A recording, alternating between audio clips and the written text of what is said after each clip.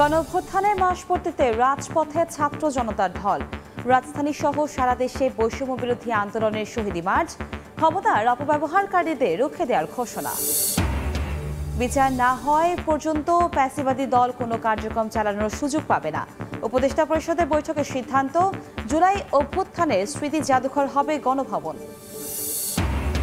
নতুন শিক্ষাবর্ষের ৩ মাস বাকি থাকলেও চূড়ান্ত হয়নি পাঠ্য বইয়ের পাণ্ডুলিপি। জানুয়ারিতে সব শিক্ষার্থীকে বই দেওয়া নিয়ে শঙ্কা, মার্চের আগে শেষ হবে না ছাপানোর কাজ। এবং সফলতা ছাড়াই ১১ বছর ধরে অলিম্পিক অ্যাসোসিয়েশনের মহাসচিবের চেয়ার দখলে রেখেছেন শাহেদ রেজা।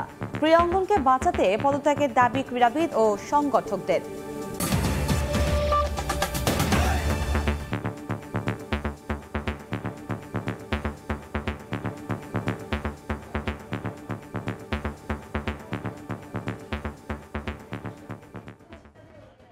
ভোরের সময় সঙ্গে আছি আমি কনক আজাদ। গণঅভ্যুত্থানের মাসপূর্তিতে রাজপথে ঢল নামে ছাত্র জনতার। রাজধানীতে বৈষম্য বিরোধী ছাত্র আন্দোলনের শহীদি মার্চে শিক্ষার্থীদের পাশাপাশি অংশ নেন নানা শ্রেণী পেশার মানুষ। গতকাল বিকেল 4:45টায় ঢাকা বিশ্ববিদ্যালয়ের রাজু ভাস্কর্যের সামনে থেকে শুরু হওয়া মার্চ নীলক্ষেত, সায়েন্স ল্যাব, মানিক মিয়া এভিনিউ, ফার্মগেট, শাহবাগ ঘুরে শহীদ মিনার গিয়ে শেষ হয়।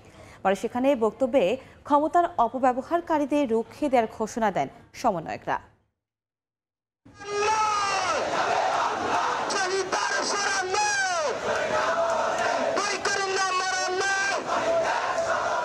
এই জনস্রোত বৈষম্যের বিরুদ্ধে, অমানবিকতার বিরুদ্ধে। জুলাই গণবিপ্লবে বৈষম্যের বিপরীতে যারা অকাতরে বিলিয়ে দিয়েছেন প্রাণ, রক্ত ঝরিয়েছেন রাজপথে, তাদের স্মরণ করলেন সতীর্থরা। ঠিক 1 মাস আগে যেন 5 আগস্টের পুনরাবৃত্তি ঘটল ঢাকায়। তবে পার্থক্যটা হলো, এই ছাত্র জনতার দিকে ছিল না কোনো রক্তচক্ষু, ছিল না অযাচিত চেপে ধরার কোনো প্রয়াস।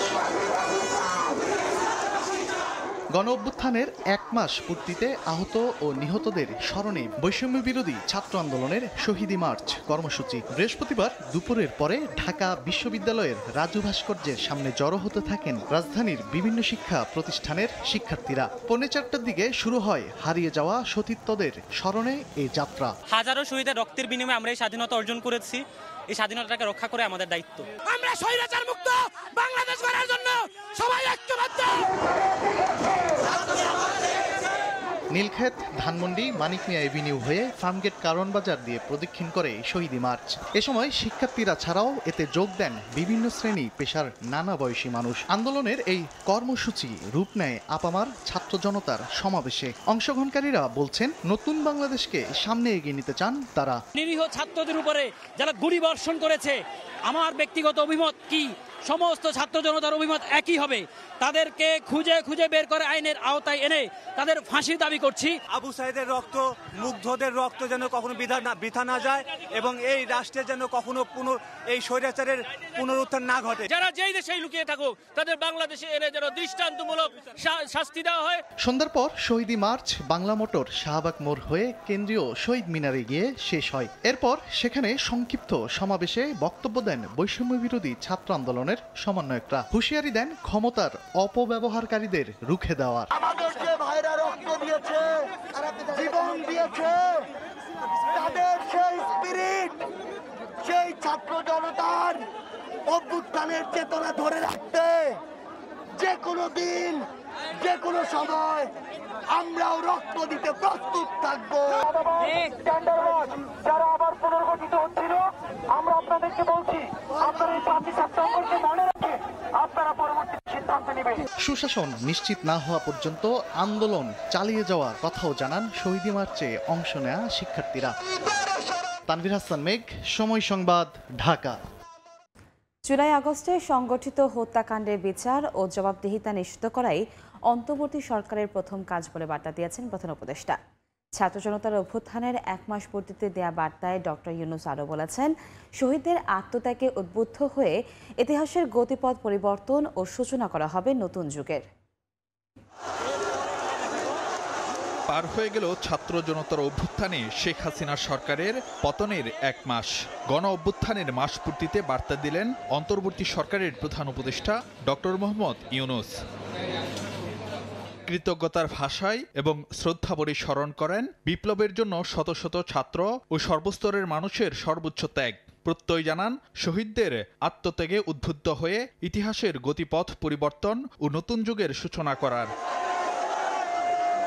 বিপ্লবের প্রকৃত লক্ষ্য অর্জনে অন্তর্বর্তী সরকার কাজ শুরু করেছে জানিয়ে সরকার প্রধান বলেন, জুলাই আগস্ট হত্যাকাণ্ডের বিচার ও জবাবদিহিতা নিশ্চিত করাই তাঁর সরকারের প্রথম কাজ। স্বাধীন নিরপেক্ষ তদন্ত পরিচালনার জন্য সরকারের আমন্ত্রণে জাতিসংঘের মানবাধিকার দফতরের কাজ শুরু করার কথাও তুলে ধরেন ডক্টর ইউনূস। প্রধান উপদেষ্টা জানান, জুলাই আগস্টের মানবতা বিরোধী অপরাধে অভিযুক্তদের বিচারের জন্য আন্তর্জাতিক মানের ট্রাইব্যুনাল তৈরি করতে আন্তর্জাতিক আইন বিশেষজ্ঞদের সঙ্গে কথা বলেছেন তিনি। খুনিদের প্রত্যর্পণ ও স্বৈর শাসনের সময় দুর্নীতিবাজ ব্যক্তি, রাজনীতিবিদ ও আমলাদের পাচার করা অর্থ ফিরিয়ে আনতে চায় সরকার। সে লক্ষ্যে আলাপ শুরু হয়েছে বিশেষজ্ঞ প্রতিষ্ঠানের সঙ্গে। ডক্টর ইউনূস জানান, গণ আন্দোলনে গুরুতর আহত মানুষের বিনামূল্যে চিকিৎসা নিশ্চিত করা সরকারের অন্যতম দায়িত্ব। তৈরি হচ্ছে শহীদ ও আহতদের পূর্ণাঙ্গ তালিকা। আহতদের ব্যয়বহুল চিকিৎসা ও শহীদদের পরিবারের দেখাশোনার জন্য ফাউন্ডেশন তৈরি শেষ পর্যায়ে বলেও জানান প্রধান উপদেষ্টা। বলেন, যাদের শাহাদাতের মাধ্যমে নতুন বাংলাদেশের জন্ম, তাদের কখনো ভুলবে না জাতি। সকল শহীদ পরিবারের সদস্যদের রাজধানীতে আমন্ত্রণ জানানো হবে। কয়েকদিনের মধ্যেই তাদের সঙ্গে দেখা করবেন ডক্টর ইউনূস। একথা জানিয়ে তিনি বলেন, কখনোই শহীদদের স্বপ্নের সঙ্গে বিশ্বাসঘাতকতা করা হবে না।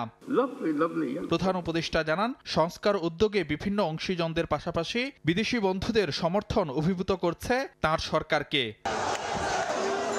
এগিয়ে চলার পথে একতা ও সমন্বয়ের উপর জোর দিয়ে ছাত্র জনতার অভ্যুত্থানের 1 মাস পূর্তিতে জাতির পক্ষে ডক্টর ইউনূসের প্রতিজ্ঞা, শহীদদের রক্ত ও আহতদের আত্মত্যাগ কিছুতেই ব্যর্থ হতে দেওয়া হবে না। গড়ে তোলা হবে স্বপ্নের নতুন বাংলাদেশ। ফারুক ভিয়া, রবিন, সময় সংবাদ, ঢাকা। ঢাকা সেনানিবাসে শিখা অনির্বাণে ফুল দিয়ে ৭১-এর মুক্তিযুদ্ধে শহীদ সশস্ত্র বাহিনীর বীর সদস্যদের প্রতি শ্রদ্ধা নিবেদন করেছেন অন্তর্বর্তী সরকারের প্রধান উপদেষ্টা ডক্টর মোহাম্মদ ইউনূস। গতকাল সকাল 11:30টায় ঢাকা সেনানিবাসে পৌঁছালে প্রধান উপদেষ্টাকে স্বাগত জানান ৩ বাহিনী প্রধান। এরপর তিনি শ্রদ্ধা নিবেদন করেন শিখা অনির্বাণে। সেখানে কিছুক্ষণ নিরূপণ দাঁড়িয়ে থাকেন। ৩ বাহিনীর একটি চৌকস দল সরকার প্রধানকে গার্ড অফ অনার দেয়। বিগলে বাজানো হয় করুণ সুর। এ সময় উপস্থিত ছিলেন সেনা, নৌ ও বিমান বাহিনী প্রধান। শ্রদ্ধা নিবেদনের পর শিখা অনির্বাণ চত্বরে রাখা পরিদর্শন বইয়ে সই করেন ডক্টর মোহাম্মদ ইউনূস। এরপর সশস্ত্র বাহিনী বিভাগে যান প্রধান উপদেষ্টা। এ সময় তার সঙ্গে সৌজন্য সাক্ষাৎ করেন ৩ বাহিনী প্রধান।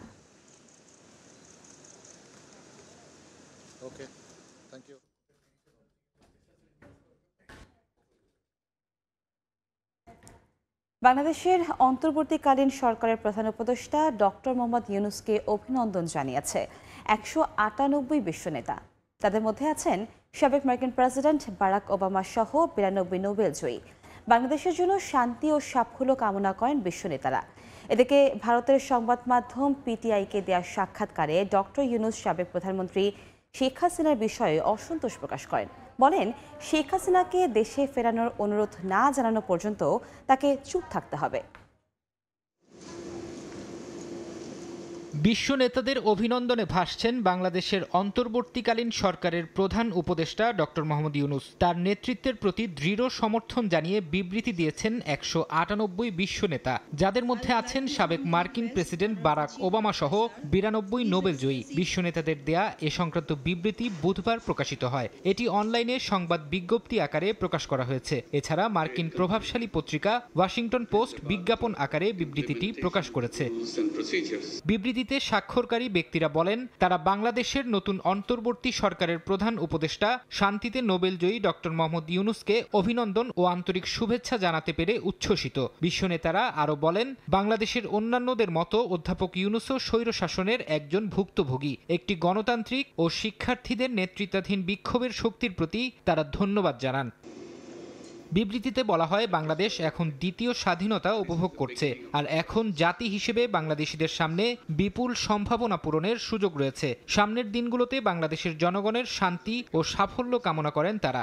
দেশের তরুণরা যেমন ডক্টর ইউনূসকে অনুপ্রাণিত করেছে, তেমনি তিনিও তাদেরকে বাংলাদেশের নতুন এক উজ্জ্বল ভবিষ্যৎ বিনির্মাণে নেতৃত্বের ভূমিকায় আসতে অনুপ্রাণিত করবেন বলে আশাবাদ ব্যক্ত করেন বিশ্ব নেতারা। বাংলাদেশে অবাধ ও সুষ্ঠু নির্বাচন ফিরিয়ে আনতে অন্তর্বর্তী সরকারের প্রতিশ্রুতি ও গণতন্ত্রের বিকাশ ঘটতে দেওয়ার অঙ্গীকারকেও স্বাগত জানানো হয় বিবৃতিতে।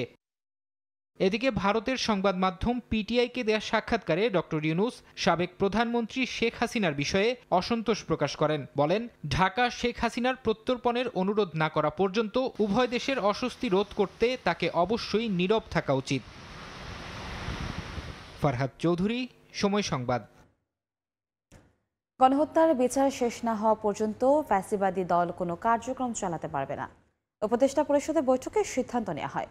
বৈঠক শেষে ব্রিফিংয়ে যুব ক্রীড়া উপদেষ্টা আসিফ মাহমুদ জানান, জুলাই অভ্যুত্থানের স্মৃতি জাদুঘর করা হবে গণভবনকে। তেজগাঁওয়ে প্রধান উপদেষ্টার কার্যালয়ে বৃহস্পতিবার বিকেলে অন্তর্বর্তী সরকারের উপদেষ্টা পরিষদের বৈঠক অনুষ্ঠিত হয়। ডক্টর মোহাম্মদ ইউনূসের নেতৃত্বে এতে অংশ নেন বিভিন্ন মন্ত্রণালয়ের উপদেষ্টারা। ছাত্র জনতার অভ্যুত্থানের শহীদদের শ্রদ্ধা ভরে এদিন সন্ধ্যায় মিন্টো রোডের ফরেন সার্ভিস একাডেমিতে বৈঠকের বিষয়ে আনুষ্ঠানিক প্রেস ব্রিফিং করেন যুব ও ক্রীড়া উপদেষ্টা আসিফ মাহমুদ সজীব ভুঁইয়া। গণভবনে অভ্যুত্থানের স্মৃতি জাদুঘর প্রতিষ্ঠার সিদ্ধান্ত নেওয়া হয়েছে বলে জানান তিনি। গণভবনকে যেহেতু এদেশের মানুষ ছাত্র জনতা একটা অভ্যুত্থানের মাধ্যমে জয় করেছে, এটিকে জনগণের জন্য উন্মুক্ত করে দেওয়া হবে। যত অন্যায় অবিচার হয়েছে সবকিছুর স্মৃতি সংরক্ষণ করার জন্য গণভবনকে জুলাই গণ অভ্যুত্থান স্মৃতি জাদুঘর হিসেবে প্রতিষ্ঠা করা হবে। এছাড়া বিচার নিশ্চিত না হওয়া পর্যন্ত ফ্যাসিবাদীদের পুনর্বাসনের কোনো সুযোগ নেই বলেও জানান আসিফ মাহমুদ। ফ্যাসিবাদী পরাজিত শক্তি, তাদেরকে পুনর্বাসন করার মতো বিভিন্ন কর্মসূচিও আমরা কিছু কিছু জায়গায় দেখতে পেয়েছি। সম্পূর্ণ বিচার নিশ্চিত না হওয়া পর্যন্ত ফ্যাসিবাদীদের পুনর্বাসনের আর কোনো সুযোগ নেই। বৈঠকে জুলাই অভ্যুত্থানের শহীদদের পরিবারকে সম্মাননা, বন্যায় ক্ষতিগ্রস্তদের পুনর্বাসন ও শিল্প কারখানাগুলোতে চলমান সংকট সমাধানের সিদ্ধান্ত হয় বলেও জানান শ্রম ও কর্মসংস্থান উপদেষ্টা। একটি ফাউন্ডেশন করার ঘোষণা ইতিমধ্যে হয়েছে। সেই দিন মোহাম্মদ সাব্বির, সময় সংবাদ, ঢাকা। পদত্যাগ করলেন প্রধান নির্বাচন কমিশনার কাজী হাবিবুল আউয়াল সহ 5 নির্বাচন কমিশনার। শেষবারের মতো গণমাধ্যমের সামনে এসে পদত্যাগের ঘোষণা দেন সিএসি কাজী হাবিবুল আউয়াল। তবে এদিনও সুষ্ঠু নির্বাচন কিভাবে হতে পারে সেই বিষয়ে লিখিত পরামর্শ দেয় আউয়াল কমিশন। সরাসরি না হলেও দ্বাদশ জাতীয় সংসদ নির্বাচন যে একদলীয় হয়েছে সেই বিষয়টিও স্বীকার করেন তারা। নির্দলীয় তত্ত্বাবধায়ক সরকারের অধীনে নির্বাচনের পরামর্শ দেন কাজী হাবিবুল আউয়াল। দায়িত্ব পালনের 2.5 বছরে উপজেলা ও ইউনিয়ন পরিষদ, জেলা পরিষদ, পৌরসভা এবং সিটি কর্পোরেশন মিলিয়ে প্রায় 1650 নির্বাচনের আয়োজন করে আউয়াল কমিশন। তবে সবকিছু ছাপিয়ে দ্বাদশ জাতীয় সংসদ নির্বাচন জন্ম দেয় তুমুল বিতর্কের। ডামি প্রার্থী দিয়ে অনুষ্ঠিত 7 জানুয়ারির নির্বাচনকে ডামি নির্বাচন বলেও অভিহিত করে দেশি বিদেশি নানা মহল। বৃহস্পতিবার শেষবারের মতো গণমাধ্যমের মুখোমুখি হয় আউয়াল কমিশন। বেলা 12টায় লিখিত বক্তব্য শুরু করেন কাজী হাবিবুল আউয়াল। নিজ আমলে অনুষ্ঠিত নির্বাচনগুলোর ফিরিস্তি তুলে ধরেন তিনি। 7 জানুয়ারির নির্বাচনের বিতর্ক স্বীকার করলেও এর দায় নেননি তিনি। 2014 সালের নির্বাচনে বিএনপি সহ অনেক দলই অংশগ্রহণ করেনি। ফলে সেই নির্বাচন 2024 সালের অনুরূপ অন্তর্ভুক্তিমূলক তথা ইনক্লুসিভ ছিল না।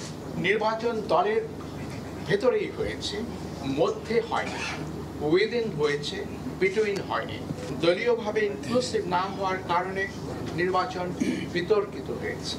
এটি সঠিক এবং যৌক্তিক। আওয়ামী লীগের শাসনামলে বিতর্কের অন্যতম কেন্দ্রবিন্দু ছিল নির্বাচন কমিশন। তবে বরাবরের মতো শেষ দিনও সুষ্ঠু নির্বাচন কিভাবে হতে পারে সেই পরামর্শ দেন কাজী হাবিবুল আউয়াল। নির্বাচন পদ্ধতির মৌলিক সংস্কারের পক্ষেও মত দেন তিনি। প্রতিটি সাধারণ নির্বাচন নির্দলীয় তত্ত্বাবধায়ক সরকারের অধীনে অনুষ্ঠিত হলে উদ্দেশ্য অর্জন আরও সুনিশ্চিত হতে পারে। বক্তব্য শেষে গণমাধ্যমের সামনেই পদত্যাগপত্রে স্বাক্ষর করে আউয়াল কমিশন।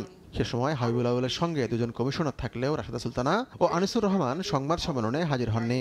আমি সহ মাননীয় কমিশনারগণ দেশের পরিবর্তিত বিরাজিত অবস্থায় পদত্যাগ করতে মনস্থির করেছি। আমরা অত্যই পদত্যাগপত্র মহামান্য রাষ্ট্রপতির সমীপে উপস্থাপনের নিমিত্ত কমিশনের সচিব মহোদয়ের হাতে দেব। শেষ কর্মদিবসের সংবাদ সম্মেলনকে সৌজন্য বিনিময় হিসেবে অভিহিত করেন তারা। যদিও লিখিত বক্তব্য শেষে কোনো প্রশ্নের সুযোগ না দিয়ে চলে যান সবাই।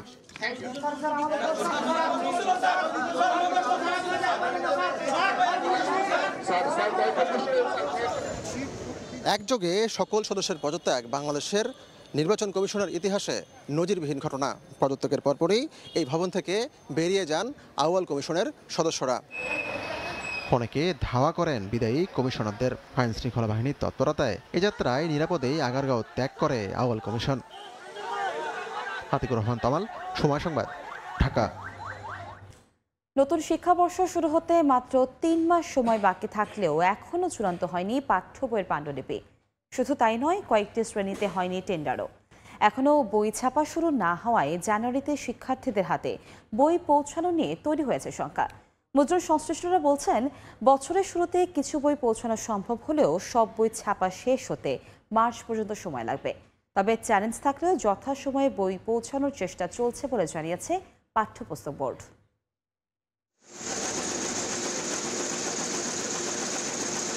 প্রতি বছরের মতো 2025 শিক্ষাবর্ষের জন্য প্রাথমিক ও মাধ্যমিক পর্যায়ে প্রায় 35 কোটি বিনামূল্যের বই ছাপাবে সরকার। তবে বছর শেষ হতে 3 মাস সময় বাকি থাকলেও এখনও 4টি শ্রেণীতে ছাপা কাজের প্রথম ধাপ টেন্ডার প্রক্রিয়ায় শুরু করতে পারেনি জাতীয় শিক্ষাক্রম ও পাঠ্যপুস্তক বোর্ড এনসিটিবি।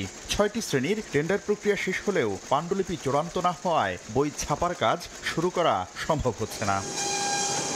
আগামী শিক্ষাবর্ষে 8ম শ্রেণী পর্যন্ত প্রচলিত কারিকুলামের বই থাকবে বলে সিদ্ধান্ত হলেও এসব বইয়ের প্রচ্ছদ থেকে শুরু করে কন্টেন্টে নানা পরিবর্তনের মাধ্যমে তা পরিমার্জন করা হবে।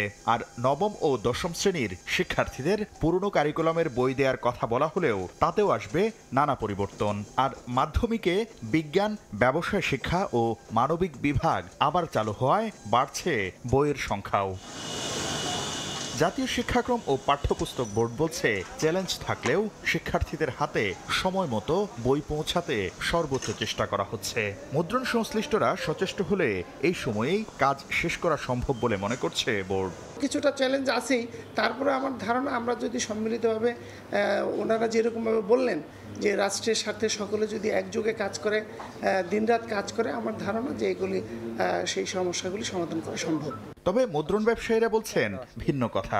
জানুয়ারিতে কিছু বই পৌঁছানো সম্ভব হলেও 9ম ও 10ম শ্রেণীর বই পেতে মার্চ পর্যন্ত সময় লাগবে বলে ধারণা তাদের। 9-10-এর যে বই সেটি কোনো ক্রমে মার্চের আগে ছাত্ররা পাবে না। এবং আমি আমার অভিজ্ঞতার আলোকে, দীর্ঘদিন দায়িত্বে থাকার কারণে আলোকে এবং আমাদের মেশিনের যে ক্যাপাসিটি তার আলোকে এবং কারিকুলামে যে কারেকশন হবে সেই কারেকশনটা যত দ্রুত করতে পারবে তত আমাদের জন্য কল্যাণকর, এনসিটিভির জন্য কল্যাণকর। পুরো প্রক্রিয়া সময় মতো শেষ করতে পরিমার্জনের পাশাপাশি পাণ্ডুলিপি দ্রুত সময়ের মধ্যে চূড়ান্ত করার পরামর্শ মুদ্রণ শিল্প সমিতির। সিট মেশিনের জন্য শাকির আহমেদ, সময় সংবাদ, ঢাকা। শুধু পদত্যাগই সমাধান নয়, নির্বাচন কমিশনের সবাইকে আইনের আওতায় আনার দাবি করেছেন বিএনপির শীর্ষ নেতারা। গতকাল দুপুরে জাতীয় প্রেস ক্লাবে এই কথা বলেন তারা। এছাড়াও গ্রহণযোগ্য নির্বাচনের জন্য রাজনৈতিক দলগুলোর পরামর্শ নিয়ে নির্বাচন কমিশনকে ঢালাওভাবে সাজানোর পরামর্শ দেন তারা। বাংলাদেশের নির্বাচন কমিশনকে নির্দেশ দিয়ে 154 জন বিনা প্রতিদ্বন্দ্বিতায় নির্বাচিত করেছে। তারা আজকে প্রেস কনফারেন্স করে বিদায় নিলে চলবে না, তাদেরকে আইনের আওতায় আনতে হবে। নির্বাচন কমিশন সংস্কার সহ তারা কিভাবে একটি গ্রহণযোগ্য নির্বাচন করতে পারে সেটার জন্য বিভিন্ন রাজনৈতিক দল, বিভিন্ন পেশাজীবীর মতামত দিয়ে এই সরকার নির্বাচন কমিশনকে ঢালাওভাবে সেজে তাদেরকে সেই দায়িত্ব বুঝিয়ে দেবে যাতে তারা এখন থেকে কাজ শুরু করতে পারে। ছাত্র জনতার আন্দোলন ঠেকাতে তৎকালীন সরকার যা করেছিল তা সুস্পষ্ট গণহত্যা বলে মন্তব্য করেছেন জামায়াতে ইসলামীর আমির ডক্টর শফিকুর রহমান। গতকাল সকালে রাজধানীর মগবাজারে দলটির কেন্দ্রীয় মজলিসে শুরার উদ্বোধনী অধিবেশনে তিনি এই কথা বলেন। জামায়াত আমির বলেন, কেবল ক্ষমতায় টিকে থাকতেই লাশ গুম করা হয়েছে।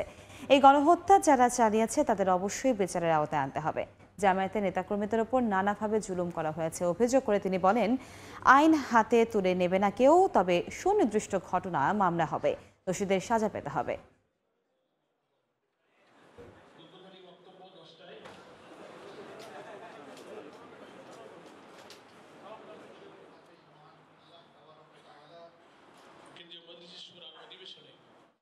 ছাত্র সমাজের একটা ন্যায়সঙ্গত দাবিকে যেভাবে প্রথম দিকে তুচ্ছ তাচ্ছিল্য করা হলো এবং উস্কানিমূলক বক্তব্য দিয়ে তাদের অনুভূতিতে আঘাত দেওয়া হলো, তারা একটা দাবি কোটা সংস্কারের দাবিতে, কোটা বন্ধের দাবিতে নয়, বিলুপ্তির দাবিতে নয়, সংস্কারের দাবিতে তারা নেমেছিল। এটি ছিল সুস্পষ্ট গণহত্যা, যাদের মাথায় উঠে যে কোনো মূল্যে গদি আমার টিকিয়ে রাখতে হবে, মানুষ যা মারা যাক কোনো অসুবিধা নেই। এই সমস্ত গণহত্যা যারাই সংগঠিত করেছে তাদেরকে অবশ্যই আমরা সরকারের কাছে দাবি জানাবো, অবশ্যই তাদেরকে বিচারের এবং আইনের আওতায় আনতেই হবে। পরিচয় নিশ্চিতে বিএনপি নেতা হারিস চৌধুরীর মরদেহ কবর থেকে তুলে ডিএনএ পরীক্ষার নির্দেশ দিয়েছেন উচ্চ আদালত। মেয়ের করা এক রিটের প্রেক্ষিতে এ আদেশ দেন হাইকোর্ট। হারিস চৌধুরী সাবেক প্রধানমন্ত্রী বেগম খালেদা জিয়ার রাজনৈতিক সচিব ছিলেন, বিএনপির যুগ্ম মহাসচিবও। 111 সরকারের সময় আত্মগোপনে চলে যান প্রভাবশালী এই নেতা। হারিস চৌধুরী কোথায়? 2021 সাল পর্যন্ত এ নিয়ে চলতে থাকে নানা আলোচনা। বছর দুয়েক আগে গণমাধ্যমে খবর আসে হারিস চৌধুরী দেশেই আছেন, তবে রয়েছেন আত্মগোপনে।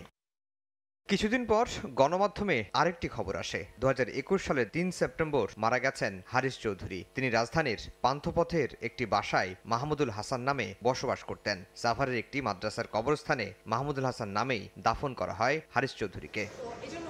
বাবার মৃত্যুর ধোঁয়াশা কাটাতে হাইকোর্টের দ্বারস্থ হন হারিস চৌধুরীর মেয়ে। সব শুনে পরিচয় নিশ্চিতে মরদেহ কবর থেকে তুলে ডিএনএ পরীক্ষার নির্দেশ দেন হাইকোর্ট। মেয়ে সামিরার দাবি, বাবার মৃত্যুর পরও জীবিত দেখাতে উঠে পড়ে লাগে একটি মহল। এসব কারণে সামাজিকভাবে প্রশ্নবিদ্ধ করা হয় তার পরিবারকে। আমার বাবার মৃত্যু নিয়ে কোনো সন্দেহ থাকবে, এটা মর্মান্তিক এবং খুবই কষ্টদায়ক যে এখন পর্যন্ত মানুষ জিজ্ঞেস করে যে এরকম সত্যি কি মারা গেছেন, অ্যাজ ইফ যেন ওনাকে এত কষ্ট দিয়ে ওনাকে মৃত্যুর মুখে ঠেলে দেওয়ার পরও ইটস নট সাফিসিয়েন্ট, তার ফ্যামিলিরও সাফার করতে হবে, হ্যারাস্ট হতে হবে।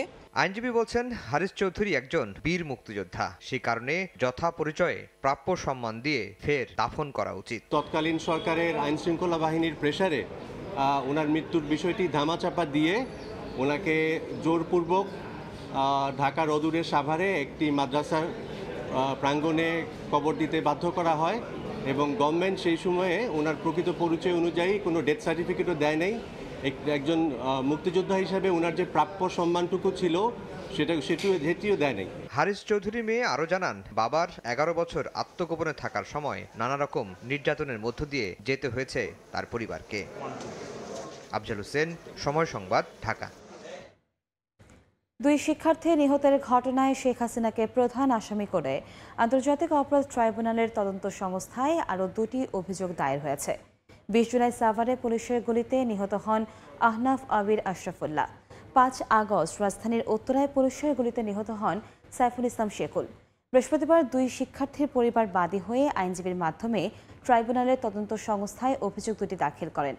আসামির তালিকায় আরও রাখা হয়েছে আওয়ামী লীগের সাধারণ সম্পাদক ওবায়দুল কাদের, সাবেক স্বরাষ্ট্রমন্ত্রী আসাদুজ্জামান খান কামাল, জুনায়েদ আহমেদ পলক, মোহাম্মদ আলী আরাফাত এবং সাবেক আইনমন্ত্রী আনিসুল হককে। বাদীর অভিযোগ, শেখ হাসিনা সহ আসামিদের নির্দেশনা ও পরিকল্পনায় আন্দোলন দমাতে নির্বিচারে গুলি চালায় পুলিশ। এ নিয়ে 16 জুলাই থেকে 5 আগস্ট পর্যন্ত সহিংসতা, পুলিশের গুলিতে নিহতের ঘটনায় 9টি অভিযোগ জমা পড়ল। এছাড়া 2013 সালের 5 মে হেফাজতের সমাবেশ গুলির ঘটনায় আরেকটি অভিযোগ জমা পড়ে আন্তর্জাতিক অপরাধ ট্রাইব্যুনালের তদন্ত সংস্থায়। শিক্ষার্থী দীপ্ত দে হত্যার ঘটনায় সাবেক প্রধানমন্ত্রী শেখ হাসিনা, সাবেক স্বরাষ্ট্রমন্ত্রী সহ 27 জনের বিরুদ্ধে মামলা হয়েছে। বৃহস্পতিবার দুপুরে মাদারীপুর জুডিশিয়াল ম্যাজিস্ট্রেট আদালতে মামলাটি করা হয়। মামলার এজাহারে বলা হয়, গত 19 জুলাই সকালে কোটা সংস্কার আন্দোলনে যোগ দিয়ে শহরের শকুনিলেক এলাকায় আসেন দীপ্ত দে। এ সময় শিক্ষার্থী দীপ্তকে গুলি করে এবং কুপিয়ে হত্যা করা হয়। পরে দুপুরে লেক থেকে তার মরদেহ উদ্ধার করে ফায়ার সার্ভিস কর্মীরা। এই ঘটনায় জড়িত থাকায় শেখ হাসিনা, আসাদুজ্জামান খান কামাল, মাদারীপুর 1 আসনের সাবেক সংসদ সদস্য নুরি আলম লিটন চৌধুরী ও মাদারীপুর 2 আসনের সাবেক সংসদ সদস্য শাহজাহান খান সহ 27 জনের নামে মামলা দায়ের করেন যুবদলের যুগ্ম আহ্বায়ক আব্দুল্লাহ আল মামুন চৌধুরী। শুনানি শেষে আদালতের বিচারক হুমায়ুন কবির সদর মডেল থানার ভারপ্রাপ্ত কর্মকর্তাকে মামলাটি নথিভুক্ত করতে নির্দেশ দেন। নিহত দীপ্ত দে মাদারীপুর সরকারি কলেজের প্রাণীবিজ্ঞান বিভাগের 2য় বর্ষের শিক্ষার্থী ছিলেন। রাজধানীর নীলক্ষেত এলাকায় ঢাকা বিশ্ববিদ্যালয়ের নির্মাণাধীন ভবন থেকে ইট মাথায় পড়ে বুয়েটের এক ছাত্র আহত হয়েছেন। তাকে ঢাকা মেডিকেল কলেজ হাসপাতালে নিউ সার্জারি বিভাগে ভর্তি করা হয়েছে। বৃহস্পতিবার বেলা 3:30টার দিকে রিকশায় করে নীলক্ষেত থেকে পলাশীর দিকে যাচ্ছিলেন তাওসিফ মাহির। পথে নির্মাণাধীন 20তলা ভবন থেকে ইটের টুকরো মাথায় পড়ে আহত হন। মাহির বাংলাদেশ প্রকৌশল বিশ্ববিদ্যালয়ের কেমিক্যাল ইঞ্জিনিয়ারিংয়ের 3য় বর্ষের শিক্ষার্থী। থাকতেন কাজী নজরুল ইসলাম হলে। নিরাপত্তা ব্যবস্থা না রেখে কাজ করার প্রতিবাদে শিক্ষার্থীরা ওই নির্মাণাধীন ভবনের কাজ বন্ধ করে দেন। বাইরেও সিসি ক্যামেরা আছে, ভিতরেও আছে, একটার অনেকে কানেকশন নেই, তাহলে সিসি ক্যামেরা লাগানোর অর্থ কি? মল্লিক এন্টারপ্রাইজ কখনো নামও শুনিনি। শ্রমিক ভাইরা যারা কাজ করতেছে তাদের আজকের তো দিনের টাকা তারা পায়নি, টাকা পেয়ে দিনে দেখে এখানকার যে ম্যানেজার সে অলরেডি পলাতক। সে যদি কোনো দোষ না করে থাকে সে পলাতক কেন হবে? প্রতিদিন তো পলাতক হয় না। অবশ্যই সে দোষী এবং এর শাস্তি অবশ্যই হতে হবে। আপাতত তারা এই বিল্ডিংটা কমপ্লিটলি বন্ধ রাখতে চায়। সো এখানে কিছু এই যে ওয়ার্কার যারা তারা এখানে আছে, ওরা এখন বের করে দিয়ে জাস্ট তালা লাগাই দিবে। আর আগামীকাল ঢাকা বিশ্ববিদ্যালয় এবং বুয়েটের যারা রিপ্রেজেন্টেটিভ আছে তারা এটা বসে ইঞ্জিনিয়ারিং সেকশন বসে সিদ্ধান্তটা গ্রহণ করবে। একদিকে নদী ভাঙনের করুণ সুর, অন্যদিকে বালু উত্তোলনের মহোৎসব। শর্ত না মেনে অবৈধভাবে চুম্বক ড্রেজারের মাধ্যমে নরসিংদীর মেঘনা নদী থেকে বালু উত্তোলন করছে একটি চক্র। বছরের পর বছর ধরে চলা এমন অনিয়মে ভাঙছে নদীর পাড়। গত 5 বছরে নদীগর্ভে বিলীন হয়েছে অন্তত 1,500 বিঘা কৃষি জমি। ভিটে মাটি হারিয়ে নিঃস্ব অন্তত 2,000 মানুষ।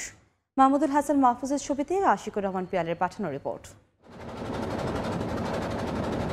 বর্ষা এলেই নরসিংদীর রায়পুরায় মেঘনা নদীতে দেখা দেয় ভাঙন। নদী গর্ভে বিলীন হয় ঘরবাড়ি, ফসলের জমি ও ব্যবসা প্রতিষ্ঠান সহ গুরুত্বপূর্ণ স্থাপনা। কেন ভাঙছে নদীর তীর? এ প্রশ্নের কারণ খুঁজতে মেঘনা নদীতে গিয়ে দেখা যায় যেখানে সেখানে অবৈধ চুম্বক ড্রেজার মেশিন বসিয়ে নদীর গভীর থেকে তোলা হচ্ছে বালু। অভিযোগ উঠেছে প্রশাসনকে ম্যানেজ করেই বছরের পর বছর চলছে অবৈধভাবে বালু তোলার মহোৎসব।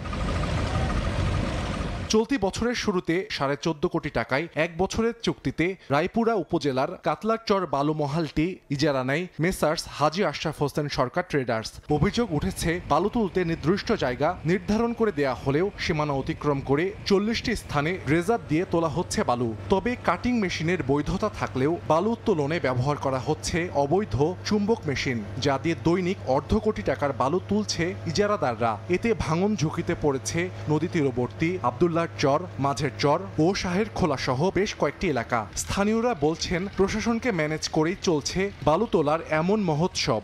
ডাক নিবেন আপনি এক মোজার মাঝে মাটি উত্তোলন করবেন না আরেকটার মধ্যে, এই বিরাট সমস্যা। চারিদিক দিয়ে নদী, এখন আমরা বাড়ি ঘর লয়ে কোথায় যাবো? কয়েক হাজার বিঘা জমি নদীতে বিলীন হয়ে গেছে শুধু ডেজারের কারণে। ভাঙনি লেগে আমার দেশ মনে কোনো শেষ হয়ে যেতেছে একবারে। একজনে কোলে 10 জন হুতি করে, সব সিন্ডিকেট 40টা 50 ডেজার লাগে, আমরা লক্ষ লক্ষ 100-500 বিঘা জমি কাটতে লেগেছে। বর্ষাকালে যদি আবার কাটে তাহলে আমাদের মাঝে গ্রাম থাকবে কি না থাকবে আমরা নিশ্চিত করতে পারতেছি না। শুকনা মাঝে না লাগারে স্যার, হেরা গভীর করে নিলে তো জায়গাটা ভাঙা পড়ে জায়গা। এদিকে সংবাদ সংগ্রহে নদীতে গেলে সাংবাদিক দেখে তেরে আসে ইজারাদারের লোকজন। আর চুম্বক ড্রেজার দিয়ে অবৈধভাবে বালু তোলার কথা অকপটে স্বীকার করেন ইজারাদার। আমরাও দেখতেছি যে আমরা একটা চেনার দরকার না, আমরা কি সাংবাদিক না প্রশাসনের লোক, কি এটা একটু আমাদের জানা দরকার না? বাংলাদেশে এইরা পর্যন্ত কোন জায়গায় কাটিং দিয়ে করে না, এই জায়গায় এই চুম্বক দিয়ে লেখা থাকে টার্মস এন্ড কন্ডিশনে, কিন্তু এইভাবে এগুলো টেলিফোনে বলে লাভ নাই। তবে জেলা প্রশাসক জানায় কেউ নিয়ম ভাঙলে নেওয়া হবে কঠোর ব্যবস্থা। শর্ত লঙ্ঘন হলে প্রয়োজনে তার বালুমহলের ইজারা পরিবর্তন ক্যান্সেল হয়ে যাবে। আর এটি ছাড়াও আইন অনুযায়ী তার বিরুদ্ধে অন্যান্য যে সমস্ত অভিযোগ করা, অন্যান্য যে সমস্ত ব্যবস্থা গ্রহণ করার বিষয়, সে সকল ব্যবস্থা গ্রহণ করার সুযোগ রয়েছে। ব্ল্যাক লিস্টেড করার প্রয়োজন হয় তাহলে ব্ল্যাক লিস্টেডও তাকে করা যাবে। অবৈধ চুম্বক ড্রেজারের মাধ্যমে প্রতিদিন গড়ে 20 থেকে 25 লাখ ঘনফুট বালু তোলা হয়। সময় সংবাদ, নরসিংদী। ঝালকাঠিতে অবৈধ বালু উত্তোলনের কাজে ব্যবহৃত 5টি ড্রেজার জব্দ করা হয়েছে। গতকাল দুপুরে জেলা প্রশাসনের 3টি আলাদা অভিযানে সুগন্ধা নদীর লঞ্চঘাট এলাকা, সুগন্ধা বিষখালী, গাবখান মোহনা এবং বিষখালী নদী থেকে এসব ড্রেজার জব্দ করা হয়, তবে কেউ আটক হয়নি। জেলা প্রশাসক কার্যালয়ের সিনিয়র সহকারী কমিশনার ও এনডিসি শ্যামানন্দ কুণ্ডের নেতৃত্বে অন্যান্য নেতা কর্মকর্তা ও পুলিশ সদস্যরা ভ্রাম্যমাণ আদালতের এই অভিযানে অংশ নেন।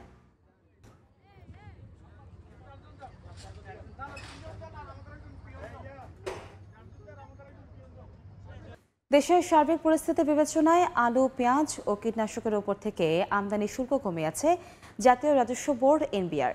মানুষের কষ্ট লাঘবে এমন উদ্যোগ নেওয়া হয়েছে বলে জানান অর্থ উপদেষ্টা ডক্টর সালেউদ্দিন আহমেদ। পাচার হওয়া অর্থ ফেরত আনতে টাস্কফোর্স গঠন করা হচ্ছে বলেও জানান তিনি।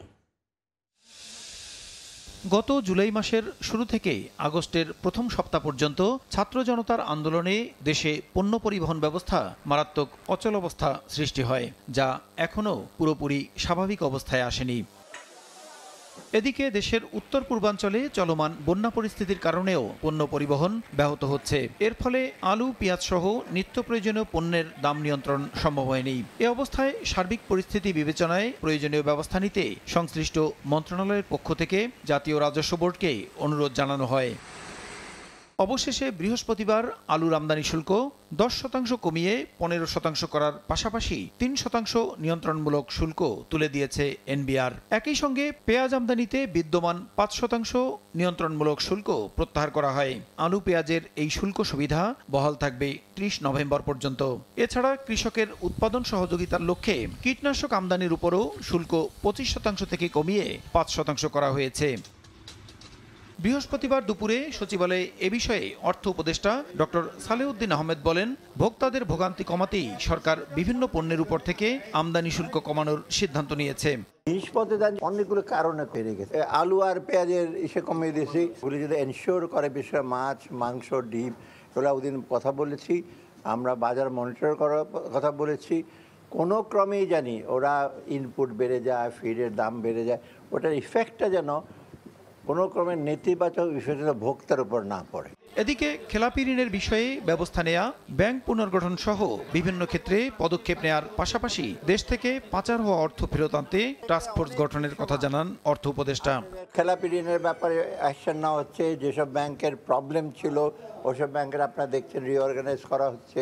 লিকুইডিটি প্রবলেম ছিল সেগুলি নিয়ে সলভ করছে গভর্নর। তবে আমরা অলরেডি বলে দিচ্ছি এটা টাস্কফোর্স হবে অর্থ আনার জন্য।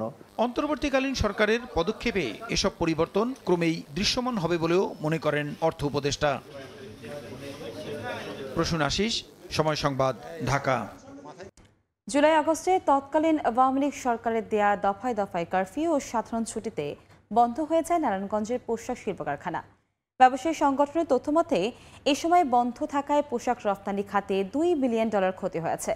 এছাড়া সরকার পতনের পর ঝুট ব্যবসা দখলে নিতে তৎপরতা চালাচ্ছে সন্ত্রাসী বাহিনী। এ কারণে হুমকির মুখে কারখানা মালিকরা। শওকত আলী সৈকতের পাঠানো তথ্য, আরিফ হোসেনের ছবি নিয়ে রিপোর্ট। নিটোয়ার খাতের 47% তৈরি পোশাক রপ্তানি হয় নারায়ণগঞ্জ থেকে। আর পোশাক রপ্তানিতে বাংলাদেশকে বিশ্বের দ্বিতীয় স্থানে নিয়ে যাওয়ার ক্ষেত্রে এ জেলার গুরুত্ব সবচেয়ে বেশি। তবে গত জুলাইয়ের মাঝামাঝি থেকে আগস্টের প্রথম সপ্তাহ পর্যন্ত দেশের রাজনৈতিক অস্থিরতা, কারফিউ ও টানা ছুটির কারণে বিপর্যয় নেমে আসে জেলার এই শিল্পে। গার্মেন্টস মালিকদের দাবি, দিনের পর দিন কারখানা ও ইন্টারনেট সেবা বন্ধ থাকায় বিদেশি ক্রেতাদের সঙ্গে যোগাযোগ রাখা সম্ভব হয়নি তাদের পক্ষে। ফলে শিপমেন্ট বাতিল সহ নতুন অর্ডার পাওয়া থেকে বঞ্চিত হয়েছেন তারা। তবে বর্তমান অন্তর্বর্তীকালীন সরকার ব্যাংক থেকে সীমিত পরিমাণ নগদ টাকা লেনদেনের বিধি আরোপ করায় নতুন করে সমস্যার মধ্যে পড়েছেন গার্মেন্টস মালিকরা। ফ্যাক্টরি বন্ধ থাকার কারণে আমরা টাইমলি শিপমেন্টগুলি করতে পারি নাই, যার জন্য অনেক বায়ার ডিসকাউন্ট করেছে বা কিছু কিছু বায়ার হয়তো মেনে নিয়েছে, অনেক বায়াররা অর্ডার ক্যান্সেল করতে চাচ্ছে। অর্ডার অনেক কনফার্ম করা ছিল, পিওগুলি কিন্তু আমরা এই 15 দিনের ব্যাঘাতের কারণে বা ইন্টারনেটের কারণে আমরা কিন্তু কোনো কমিউনিকেশন করতে পারি নাই। এই অবস্থায় সরকারের সহযোগিতা চায় বিকেএমইএ। তাহলে আবারও পোশাক রপ্তানি খাতে বিশ্বের শীর্ষস্থান দখল করা সম্ভব হবে বলে মনে করেন সংগঠনটির সভাপতি। গত 1-1.5 মাসে প্রায় $2 বিলিয়ন মতো রপ্তানি কিন্তু বাধাগ্রস্ত হয়েছে। ক্ষতিগুলি কাটিয়ে উঠতে হলে আমাদের অনেকগুলি পদক্ষেপ নিতে হবে। ব্যাংকে এলসি দিলে এলসি করতে দেরি হয়, তারপরে ডকুমেন্টস দিলে পারচেস করে টাকা দিতে দেরি হয়, যার ফলে আমার শ্রমিকের বেতন দিতে দেরি হয়। এদিকে সরকার পরিবর্তনের পর ঝুট ও ওয়েস্টের ব্যবসা দখলে নিতে একটি সন্ত্রাসী চক্র মরিয়া হয়ে উঠেছে বলে অভিযোগ ব্যবসায়ীদের। 5 তারিখের থেকেই যদি বলি, নতুন করে এক উৎপাতের মধ্যে আমরা পড়লাম। চারদিক থেকে চাঁদাবাজরা উৎপাত করা শুরু করলো, আমাদের ঝুট নিয়ে কথা বলে। তারপরে বিভিন্ন ব্যবসায়িক ইয়ের মধ্যে তারা ঢুকতে চায়, তারা গোডাউন এর দখল নিতে চায়। কোনো মালিক পক্ষ তার কাছে কেউ চাঁদা চায় বা সে চাঁদাবাজির শিকার হয়, আমরা অবশ্যই যদি আমাদের কাছে আইনগত সহায়তা চায়, আমরা অবশ্যই ওনাদেরকে সহায়তা করব। নারায়ণগঞ্জে 8 শতাধিক রপ্তানিমুখী পোশাক কারখানায় 15 লাখের বেশি শ্রমিক কর্মরত আছেন। সময় সংবাদ, নারায়ণগঞ্জ। চিহ্নিত হয়েছে ইসলামী ব্যাংক পতনের কারণ। ব্যাংকটি ঋণ হিসেবে যত অর্থ বিতরণ করেছে এর অর্ধেকের বেশি একাই নিয়েছে আলোচিত এস আলম গ্রুপ। এমন অবস্থায় ব্যাংকটি স্বাভাবিক অবস্থায় আনতে পরিকল্পনা অনুযায়ী কাজ শুরু হয়েছে বলে জানিয়েছেন নতুন চেয়ারম্যান। 2022 সাল থেকে ব্যাপকভাবে তারল্য সংকটে ভুগছে ইসলামী ব্যাংক বাংলাদেশ লিমিটেড। এরই মধ্যে লুটেরাদের খপ্পরে ব্যাংকটির খেলাপি ঋণের আকার দাঁড়িয়েছে 1,75,000 কোটি টাকা, যার অর্ধেকের বেশি একাই নিয়েছে আলোচিত এস আলম গ্রুপ। বৃহস্পতিবার দুপুরে বাংলাদেশ ব্যাংকের গভর্নরের সঙ্গে সাক্ষাৎ শেষে এ তথ্য জানান ব্যাংকটির চেয়ারম্যান। সে নামে এই তথ্য আপনি সবাই জানেন। এইটাতে আমরা অডিট নিয়োগ করছি, আমরা 1 সপ্তাহের মধ্যে জেনে যাব। তবে এইটা মেজর বলা যায়, সুপার মেজর, সেটা মনে 100%-এর মধ্যে বেশিরভাগ। এরই মধ্যে ইসলামী ব্যাংকের বিদ্যমান সমস্যাগুলো শনাক্ত করা হয়েছে উল্লেখ করে তিনি জানান, গ্রাহক, প্রবাসী, শেয়ার হোল্ডার ও বিদেশি বিনিয়োগকারীদের মাঝে আস্থাহীনতা প্রকট হয়েছে। 31 ডিসেম্বরের মধ্যে এসব সংকট দূর করতে এরই মধ্যে কাজ শুরু করা হয়েছে। 2027 সালের মধ্যে ব্যাংকটি ঘুরে দাঁড়াবে আর এগিয়ে চলা শুরু করবে 2029 সাল নাগাদ। গ্রাহকদের মধ্যে কনফিডেন্স নাই, টাকা জমা দিলে অন্য জায়গায় চলে যাবে। রেমিটেন্সের লোকদের মধ্যে কনফিডেন্স নাই, রেমিটেন্স পাঠালে অন্য জায়গায় চলে যাবে। শেয়ার হোল্ডারদের মধ্যে কনফিডেন্স নাই, আমরা যদি ভূমিকা রাখি এটা অন্য জায়গায় চলে যাবে। আমরা রোডম্যাপটাকে 3টা ভাগে ভাগ করেছি। যেদিন জয়েন করলাম সেদিন থেকে 31 ডিসেম্বর পর্যন্ত একটা পিরিয়ড। এই পিরিয়ডটা আমরা নাম দিয়েছি এটা recovery from the current situation. 26 সাল 27 সাল এই 2 বছরকে নাম দিয়েছি আমরা ঘুরে দাঁড়ানোর বছর। আর 27 সাল থেকে 28, 29, 30 এটা হলো এগিয়ে যাওয়ার বছর। চেয়ারম্যান জানান, ব্যাংকটির অধঃপতনের পিছনে অনেকটাই দায় রয়েছে মানব সম্পদ আর প্রকিউরমেন্ট বিভাগের। আমরা জানি এইচআরও কিছু প্রবলেম হয়েছে। মহির মারুফ, সময় সংবাদ, ঢাকা। গাজীপুরের কাশিমপুর কারাগার থেকে পলাতক ফাঁসির দণ্ডপ্রাপ্ত 3 আসামিকে গ্রেফতার করা হয়েছে। গতকাল দুপুরে নারায়ণগঞ্জের সিদ্দিরগঞ্জের সংবাদ সম্মেলনে র্যাব জানায়, বুধবার রাতে বিশেষ অভিযান চালিয়ে নারায়ণগঞ্জ ও মুন্সিগঞ্জ থেকে তাদের গ্রেফতার করা হয়। শেখ হাসিনার পতনের পর গত 6 আগস্ট বিকেলে কাশিমপুর কেন্দ্রীয় কারাগারের ভেতরে থাকা বন্দীরা বিদ্রোহ করেন। কারা অভ্যন্তরের বৈদ্যুতিক খুঁটিকে মই হিসেবে ব্যবহার করে পশ্চিম পাশের দেয়াল টপকে 203 জন বন্দী পালিয়ে যায়। এ সময় কারারক্ষীদের গুলিতে 6 বন্দী মারাও যান। এই ঘটনার পর পলাতক আসামিদের গ্রেফতারে গোয়েন্দা নজরদারি সহ তদন্ত শুরু করে র্যাব। এরপর আসামি মোসাদ্দেক আলী, এ জাকারিয়াকে নারায়ণগঞ্জ এবং মুন্সিগঞ্জ থেকে জুলহাস দেওয়ানকে গ্রেফতার করা হয়। নির্মাণের 8 মাসের মধ্যে ভেঙে গেছে সড়ক, বন্ধ হয়ে গেছে যানবাহন চলাচল। এতে চরম ভোগান্তিতে গোপালগঞ্জ সদর উপজেলার জালালবাদ ইউনিয়নের বাসিন্দারা। এলাকাবাসীর অভিযোগ, প্রকল্প বাস্তবায়নে অনিয়ম আর নিম্নমানের সামগ্রী ব্যবহারের কারণে ঘটেছে এই ঘটনা। এদিকে পানির চাপে রাস্তা ভেঙেছে বলে অজুহাত দায়িত্বে থাকা প্রকৌশলীদের। এইচএম মানিকের ছবিতে জয়ন্ত শিরালের রিপোর্ট। বিভিন্ন পয়েন্টে দেবে গেছে সড়ক, অনেক অংশ বিলীন হয়ে গেছে পাশের খালে, কোথাও কোথাও ইট সরে গেছে। 2022 সালের আগস্টে শুরু হয় গোপালগঞ্জ সদরের জালালাবাদ ইউনিয়নের চর বড়ফা সরকারি প্রাথমিক বিদ্যালয় থেকে বড়ফা ঠাকুরবাড়ি পর্যন্ত রাস্তার ইটের সোলিংয়ের কাজ।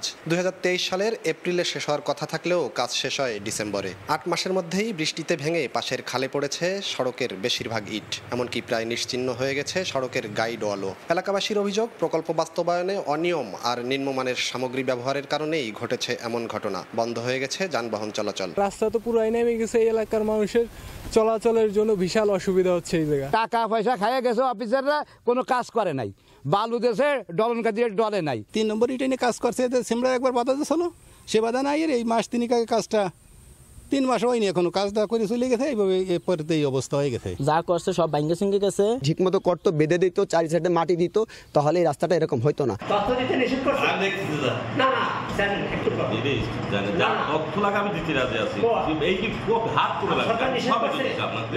এ নিয়ে ক্যামেরায় কথা বলতে রাজি হননি উপজেলা প্রকল্প বাস্তবায়ন কর্মকর্তা। আর পানির চাপে রাস্তা ভেঙেছে বলে অজুহাত দায়িত্বে থাকা প্রকৌশলীর। বিষয়টি ঢাকা প্রজেক্ট অফিসে জানানো হবে বলে আশ্বাস ত্রাণ ও পুনর্বাসন কর্মকর্তার।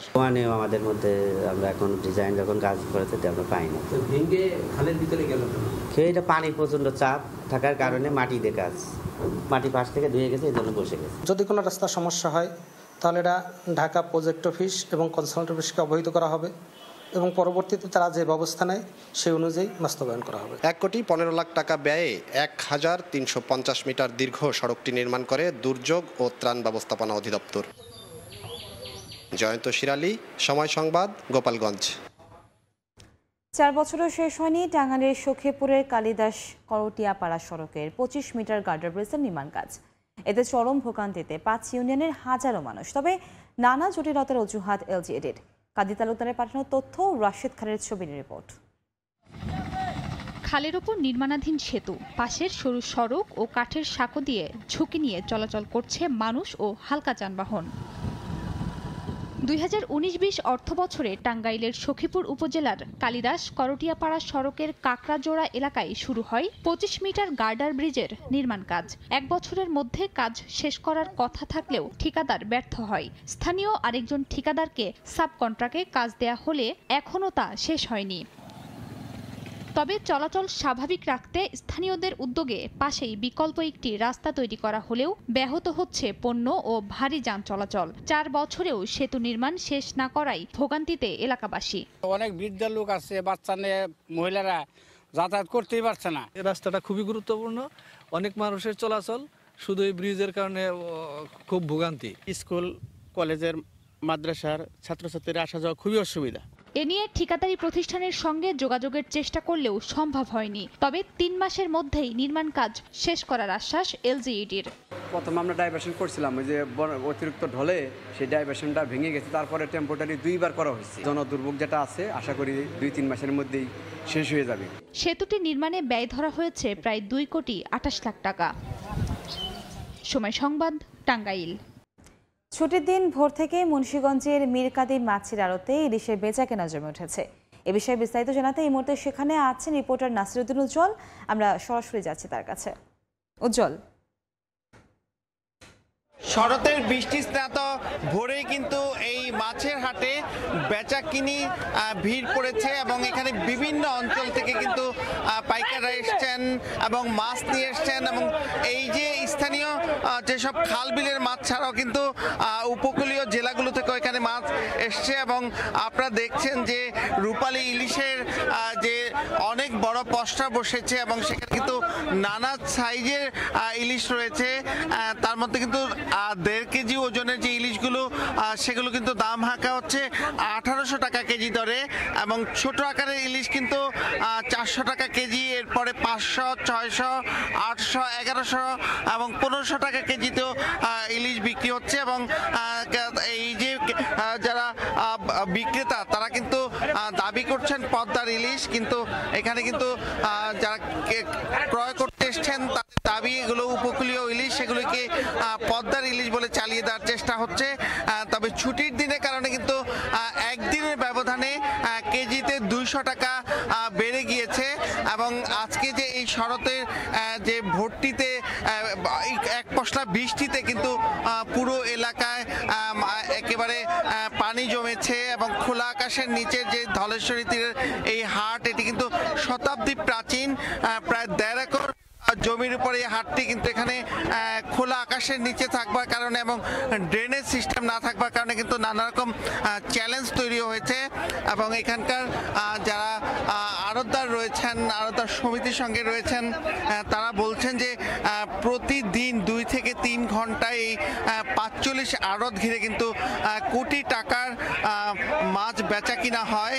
সরকার একটা বড় রাজস্ব পায়, কিন্তু এই হাটটিকে মানে ক্রেতা বিক্রেতা উপযোগী করবার যে প্রয়াস সেটি কিন্তু এখানে নেই এবং অনেক ক্ষেত্রে সিন্ডিকেটের অভিযোগও কিন্তু রয়েছে এবং সিন্ডিকেট করে দাম বাড়িয়ে দেওয়া এরকম অভিযোগও রয়েছে এবং এখানে যে এই ইলিশ মাছ ছাড়াও কিন্তু সব ধরনের মাছই এই হাটে ওঠে এবং এই অঞ্চলের সর্ববৃহৎ এই আড়তটিতে কিন্তু আজকে যে নদীর পাঙ্গাস সেটি কিন্তু 900 থেকে 1000 টাকা কেজিতে বিক্রি হচ্ছে। চাষের পাঙ্গাস 200 থেকে 250 টাকা কেজি, নদীর রুই 600 থেকে 800 টাকা, চাষের রুই 250 থেকে 400, কাতল কিন্তু বিক্রি হচ্ছে কেজিতে 300 থেকে 500 টাকায়, কার্পু বিক্রি হচ্ছে 200 থেকে 300 টাকায়, গলদা চিংড়ি বিক্রি হচ্ছে 1000 থেকে 1500 টাকায়, আয় বিক্রি হচ্ছে কিন্তু এখানে 1000 থেকে 1400 টাকা কেজিতে।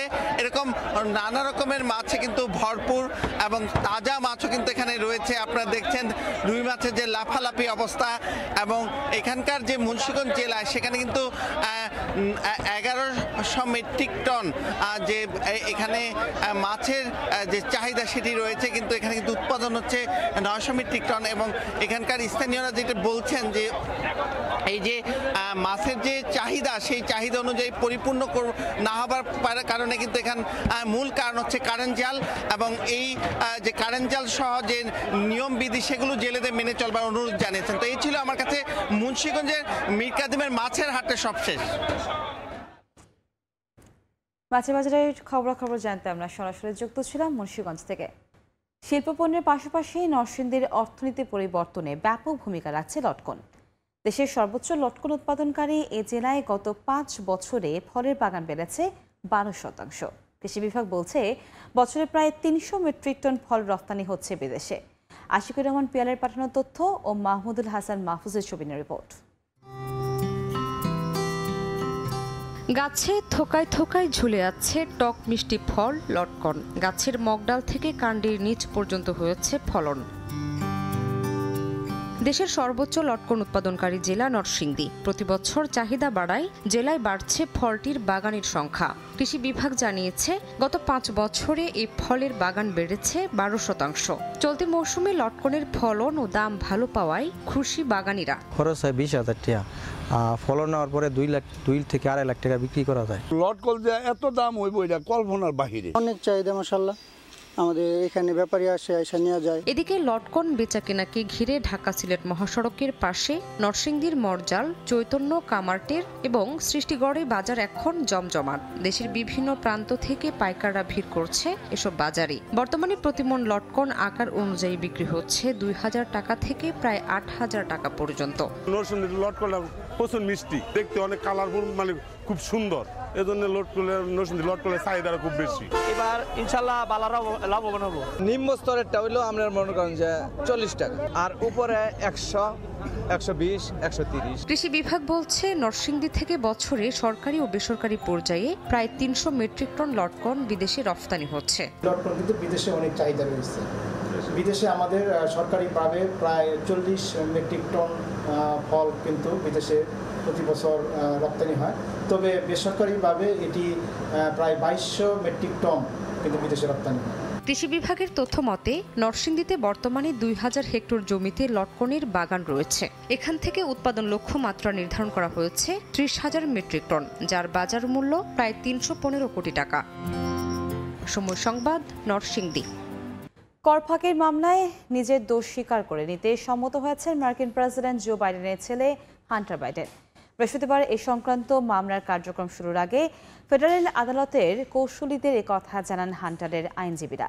মামলায় দোষী সাব্যস্ত হলে হান্টারের সর্বোচ্চ 15 বছরের কারাদণ্ড হতে পারে।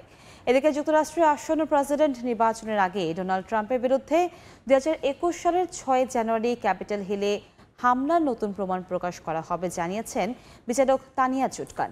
যুক্তরাষ্ট্র থেকে হাসানুজ্জামান সাকির রিপোর্ট।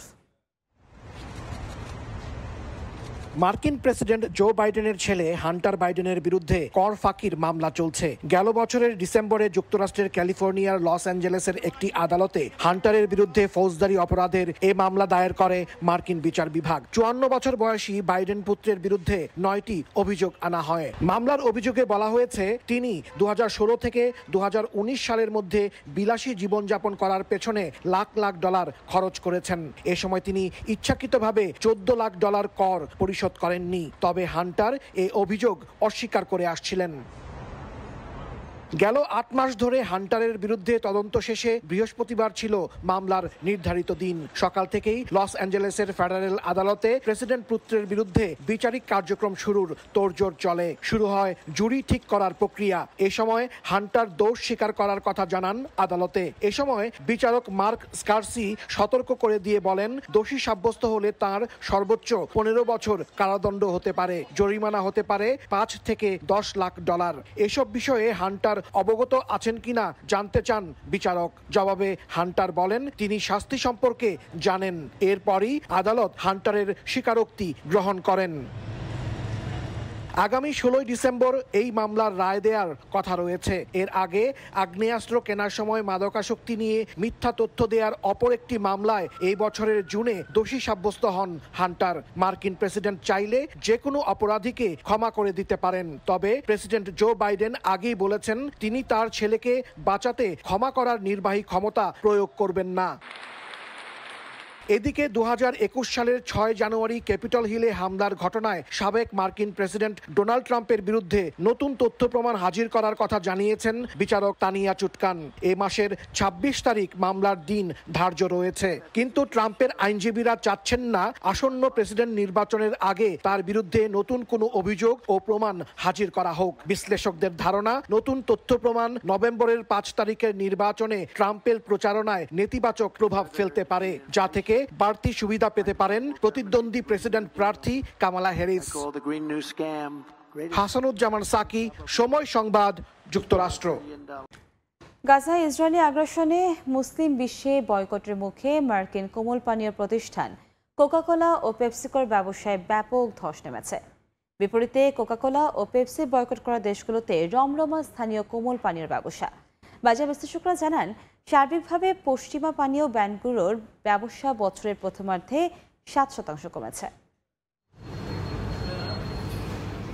গত বছরের 7 অক্টোবর থেকে গাজায় দখলদার ইসরায়েলের নৃশংস ও বর্বর হামলার প্রতিবাদে মুসলিম সংখ্যাগরিষ্ঠ দেশগুলোয় ব্যাপক বয়কটের মুখে পড়ে মার্কিন কোমল পানীয় প্রতিষ্ঠান কোকাকোলা ও পেপসিকো। এতে স্থানীয় কোম্পানিগুলোর কাছে ধরাশায়ী হয়ে ব্যবসা হারাতে বসেছে এই দুই কোম্পানি। কোকাকোলা থেকে আয়কৃত অর্থ গাজা যুদ্ধে ব্যবহার হয় না এমন বিজ্ঞাপন বানিয়ে বাংলাদেশে ব্যাপক সমালোচনার মুখে পড়ে প্রতিষ্ঠানটি। এতে প্রভাব পড়ে বাজারেও। বিপরীতে যেন মাঠ ফাঁকা পেয়ে যায় দেশীয় কোমল প্রতিষ্ঠানগুলো। কোকো পেপসি বয়কটের পর থেকে স্থানীয় মোজো বিক্রি বেড়েছে কয়েক গুণ। পাকিস্তান ও মিশরের মতো মুসলিম সংখ্যাগরিষ্ঠ দেশগুলোতে কোক ও পেপসি চ্যালেঞ্জের মুখে থাকায় মিশরের স্থানীয় ব্র্যান্ড V7 মধ্যপ্রাচ্য ও আশপাশের দেশগুলোতে গত বছরের তুলনায় 3 গুণ বেশি ব্যবসা করেছে। পাকিস্তানের শীর্ষস্থানীয় ডেলিভারি অ্যাপ ক্রেভমার্টের প্রতিষ্ঠাতা কাশিম শ্রফ বার্তা রয়টার্সকে জানান, দেশটিতে কোলা নেক্সট এবং পাকোলার মতো স্থানীয় কোমল পানীয় বিক্রি 12% মতো বেড়েছে। এছাড়া মধ্যপ্রাচ্য জুড়ে গত বছরের অক্টোবরে গাজা যুদ্ধ শুরু হওয়ার পর পেপসির ব্যবসায় ধস নেমেছে বলে জানিয়েছে স্থানীয় সংবাদ মাধ্যমগুলো। সব মিলিয়ে কোক পেপসি কি পরিমাণ আর্থিক ক্ষতির মুখে পড়ে তার হিসাব করা কঠিন বলে মনে করেন বাজার বিশ্লেষকরা। কেননা এখনো মধ্যপ্রাচ্যের বেশ কয়েকটি দেশে বেশ ভালোই ব্যবসা করছে এই দুই প্রতিষ্ঠান। তবে মার্কেট রিসার্চার নিলসেন আইকিউ বলছে, ওই অঞ্চলে সার্বিকভাবে পশ্চিমা পানীয় ব্র্যান্ডগুলোর ব্যবসা বছরের প্রথমার্ধে 7% কমেছে। বার্তা সংস্থা রয়টার্স জানায়, গাজায় হামলার পরের 6 মাসে আফ্রিকা, মধ্যপ্রাচ্য এবং দক্ষিণ এশিয়ায় পেপসির বিক্রি তেমন একটা বাড়েনি। 28 জুন শেষ হওয়া 6 মাসের হিসাবে মিশরে কোক বিক্রি উল্লেখযোগ্য হারে কমেছে। অথচ পাকিস্তান, মিশরের মতো মুসলিম সংখ্যাগরিষ্ঠ দেশগুলোয় নিজেদের পানীয়র চাহিদা তৈরি করতে গেল কয়েক দশকে কোটি কোটি ডলার বিনিয়োগ করেছে কোক ও পেপসি। ইয়ানুর শিফাত, সময় সংবাদ। জার্মানির মিউনিখে ইসরায়েলি কনসুলেটের বাইরে বন্দুক হামলার ঘটনা ঘটেছে।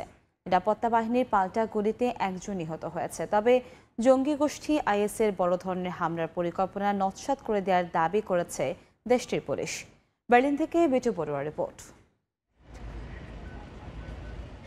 বৃহস্পতিবার স্থানীয় সময় সকাল 9টার দিকে মিউনিক শহরের প্রাণকেন্দ্রে অবস্থিত ইসরায়েলের জেনারেল কনস্যুলেট ও জার্মানির ঐতিহাসিক নাৎসি সময়কে কেন্দ্র করে একটি প্রামাণ্য সেন্টারের সামনে নিরাপত্তার দায়িত্বে থাকা পুলিশকে লক্ষ্য করে গুলি চালায় এক অস্ত্রধারী। এ সময় নিরাপত্তার স্বার্থে পুলিশ পাল্টা গুলি চালালে হামলাকারীর ঘটনাস্থলেই মৃত্যু হয়। পরে ওই হামলাকারীর পরিচয় প্রকাশ করা হয়। 18 বছর বয়সী হামলাকারী বসনিয়ান বংশোদ্ভূত অস্ট্রিয়ার জালসবুর্গের অধিবাসী। ফিলিস্তিনে ইসরায়েলের নৃশংস হামলার প্রতিশোধ নিতেই এই হামলার পরিকল্পনা করা হয়। এ সময় ঘটনাস্থল থেকে উদ্ধার করা হয় হামলায় ব্যবহৃত বন্দুক, গাড়ি ও মুঠোফোন। উদ্ধার করা হয় জঙ্গি সংগঠন আইএসের সঙ্গে হামলার সম্পৃক্ততার ভিডিও। প্রতিবেশী দেশ অস্ট্রিয়াতেও হামলাকারীর বিরুদ্ধে কয়েকটি মামলা রয়েছে বলে জানায় মিউনিক পুলিশ। এই ঘটনার পর ওই এলাকায় নিরাপত্তা জোরদারের পাশাপাশি বাড়ানো হয়েছে গোয়েন্দা নজরদারি। মোতায়েন করা হয় হেলিকপ্টার সহ পুলিশের বিশেষ কমান্ডো। নিরাপত্তা বাহিনীর তাৎক্ষণিক পদক্ষেপের কারণে জঙ্গি গোষ্ঠী আইএসের বড় ধরনের নাশকতা ঠেকানো গেছে বলে দাবি করেছেন জার্মানির স্বরাষ্ট্রমন্ত্রী ন্যান্সি ফেইজার ও ইসরায়েলের জেনারেল কনসুলারিন টালিয়া লাডর ফ্রেশার। জার্মানি থেকে বিটু বড়ুয়া, সময় সংবাদ। চলতি বছরে 0.4% প্রবৃদ্ধি নিয়েও স্থবির জার্মানির অর্থনীতি। চীনের উত্থান ও অভ্যন্তরীণ পণ্যের উৎপাদনে কমে যাওয়ার কারণে এমন পরিস্থিতি বলে মনে করছেন দেশটির অর্থনীতিবিদরা। জার্মানি থেকে বিটু বড়ুয়ার আরও একটি রিপোর্ট।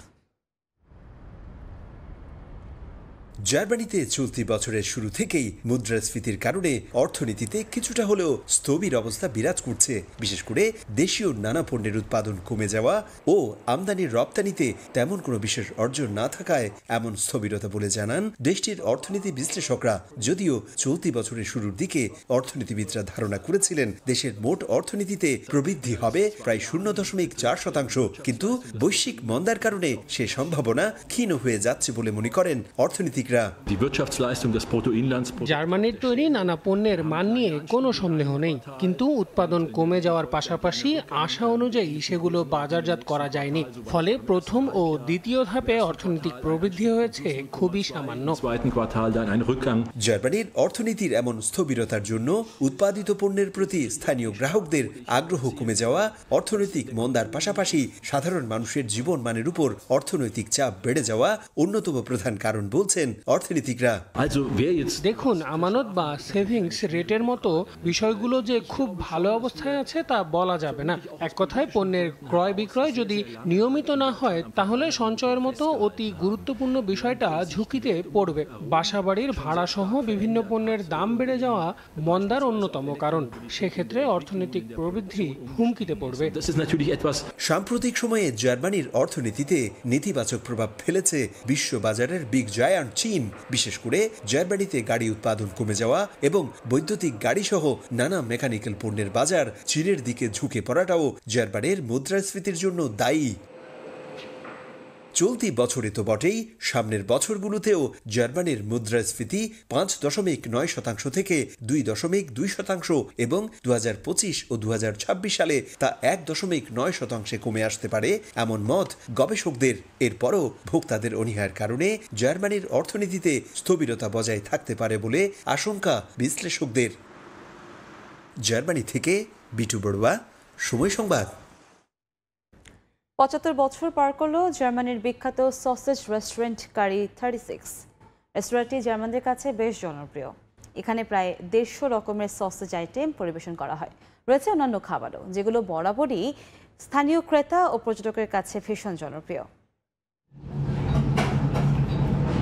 টেবিলে রাখা সুস্বাদু সসেজ, যার উপরে ছড়িয়ে দেওয়া হয়েছে মজাদার টমেটো সস। আবার বড় পাত্রে সাজানো রয়েছে অনেকগুলো সসেজ। এই সসেজের জন্য রেস্তোরাঁয় ক্রেতাদের উপচে পড়া ভিড়। ঐতিহ্যবাহী এই রেস্তোরাঁয় কেউ এসেছেন বন্ধু নিয়ে, কেউ আবার পুরো পরিবার নিয়ে। বেশিরভাগ সময় এমন রমরমা ক্রেতা উপস্থিতি দেখা যায় জার্মানির বিখ্যাত কারি 36 রেস্টুরেন্টে। সসেজ রেস্তোরাঁটির 75 বছর পূর্তিতেও অনেক ক্রেতা উপস্থিতি দেখা যায়।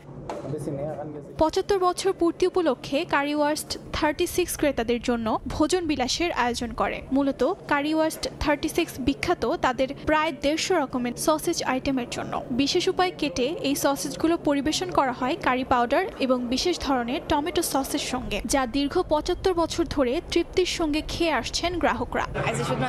আমি অবশ্যই বলবো যে এখানকার কেচাপে টমেটোর ঘন পিউরি ব্যবহার করা হয়, যেটার কারণে ফলের মতো স্বাদ পাওয়া যায়। আমি এই খাবারটি আগে কখনো খেয়ে দেখিনি, তবে এটি অসাধারণ এবং সুস্বাদু। আমি এটি 2 বার নিয়েছি। কারি 36 প্রথম চালু হয় 1949 সালে। এই রেস্তোরাঁয় নিরামিষাশীদের জন্য বিশেষভাবে সসেজ তৈরি করে দেয়া হয়। ভারতীয় সেনা কর্মকর্তাদের বাংলাদেশের পরিস্থিতি বিশ্লেষণের আহ্বান জানিয়েছেন দেশটির কেন্দ্রীয় প্রতিরক্ষা মন্ত্রী রাজনাথ সিং। এছাড়া রাশিয়া, ইউক্রেন ও হামাস ইসরায়েল যুদ্ধ থেকেও তাদের শিক্ষা নিতে বলেন রাজনাথ। বৃহস্পতিবার লখনৌতে জয়েন্ট কমান্ডার কনফারেন্সের শেষ দিনে বক্তব্য দেন ভারতের প্রতিরক্ষা মন্ত্রী।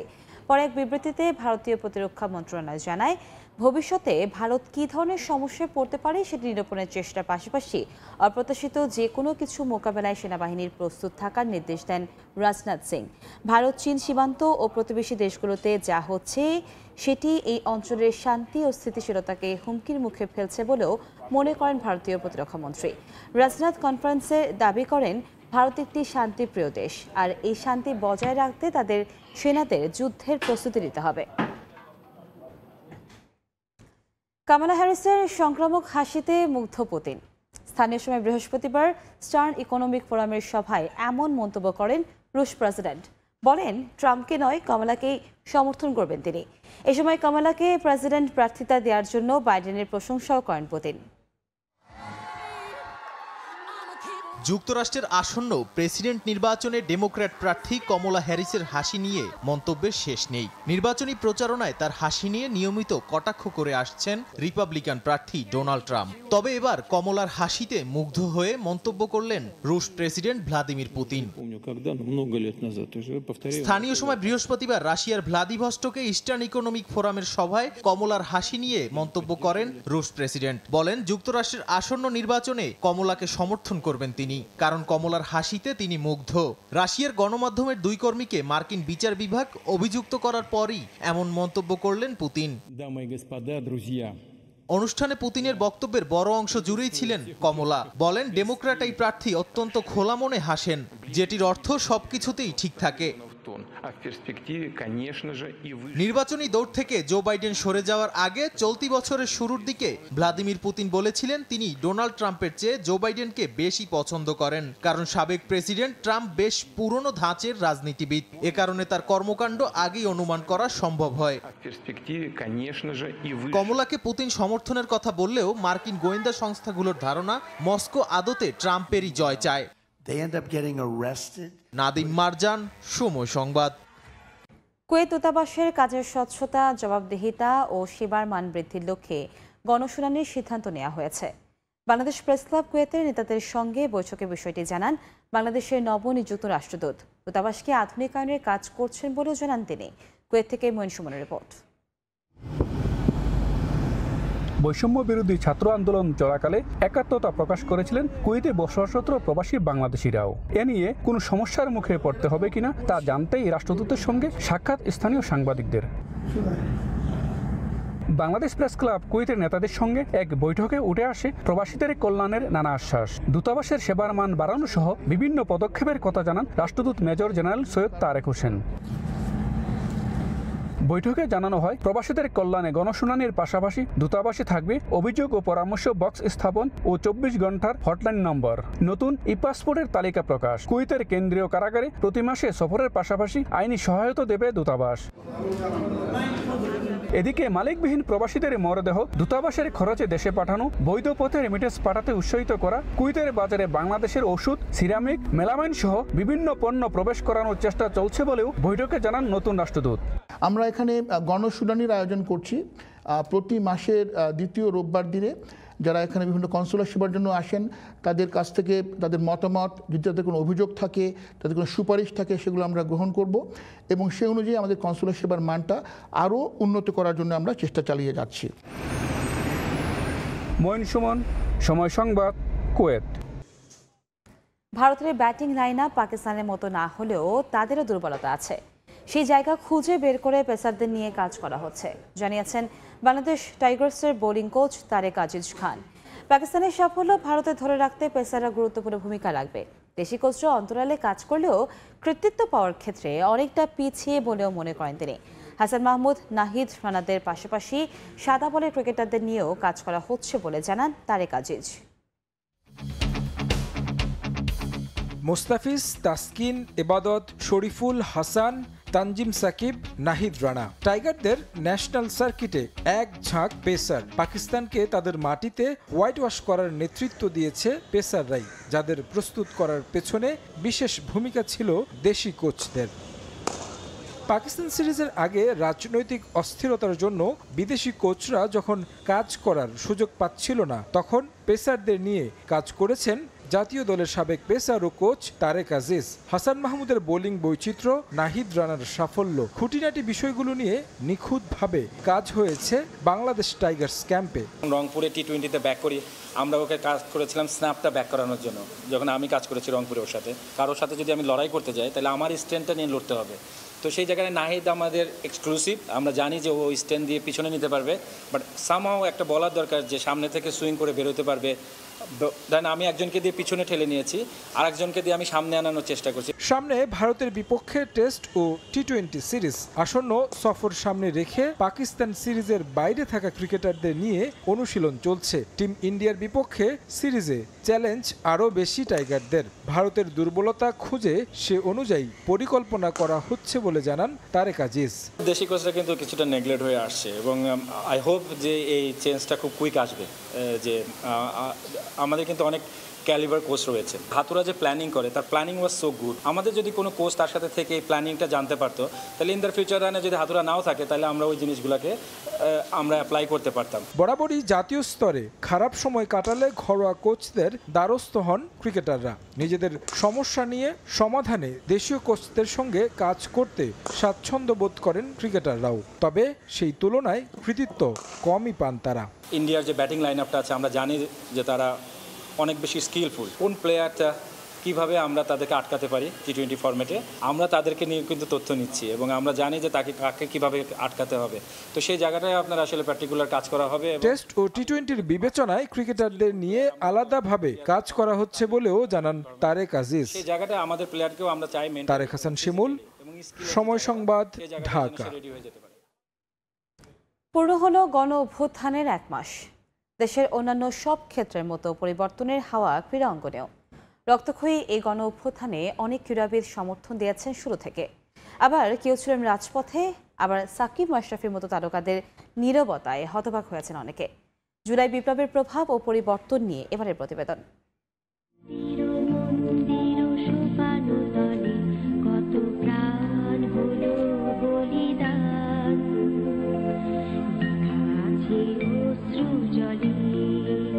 কত শত প্রাণ, কত রক্তের বিনিময়ে এই গণ অভ্যুত্থান। ফ্যাসিস্ট সরকারের পতনের মধ্য দিয়ে যেন নতুন এক বাংলাদেশ পেয়েছে মানুষ।